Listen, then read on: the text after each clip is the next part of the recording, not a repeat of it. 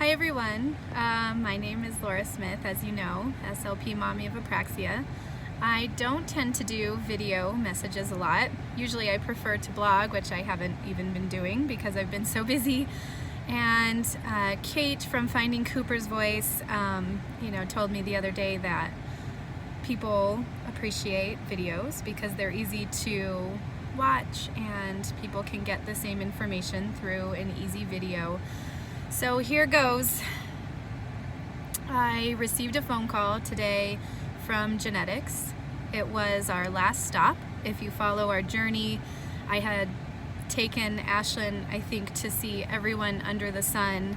And as I have, she's gained diagnoses starting with apraxia, then dyspraxia, sensory processing, the most recent one being cerebral palsy, but we've also had dysarthria, ADHD, low tone, hypotonia, just a gamut of disorders. Expressive language, mixed expressive receptive language disorder, which really impacts her learning and things of that nature.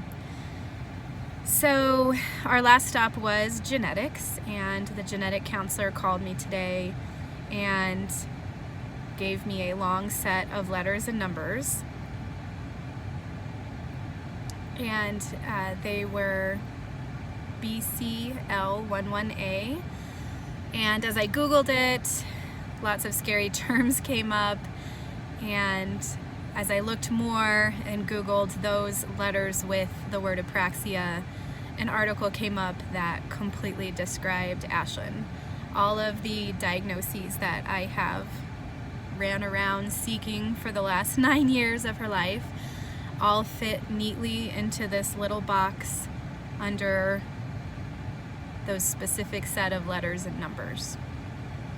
And I honestly didn't know how to feel. I private messaged Sharon Gretz, who was the founder of Apraxia Kids, as I always do when Ashlynn has received a new diagnosis, and I sent her the research article and she asked me how I was feeling, and I told her this time I didn't know. I have been on a search to find out what's wrong with Ashlynn, and seemingly that specific set of letters and numbers describe what's going on with her. It's mind-blowing, but then not surprising either.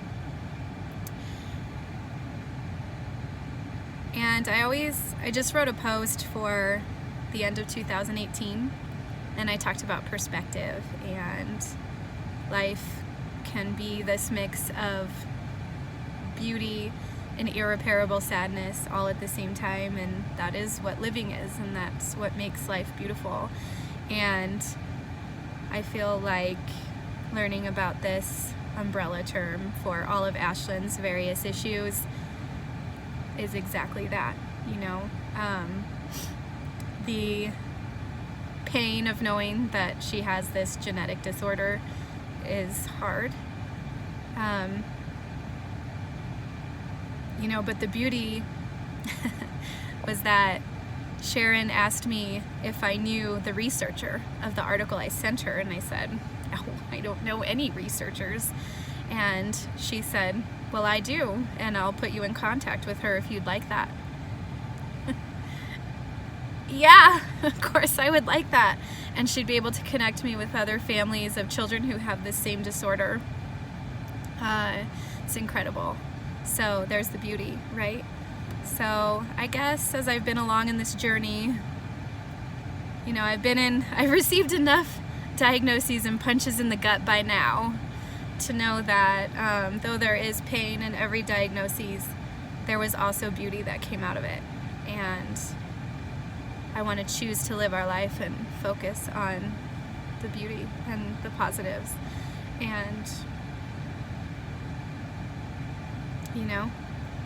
it's crazy to think my search is over. 9 years is a long time seeking out different experts and getting help for her. And to know, I guess there's some validation to know, I did my job. I was able to I was able to figure out all of her diagnoses and get her help for them early, because early intervention is so important. That even though it would have helped to have this diagnosis, this genetic disorder earlier, because I just would have known what we were in for and I could have got her all that help, I still found a way, one way or another, to do it. You know, and that's what we do as moms. So anyway, happy New Year. And thanks for watching.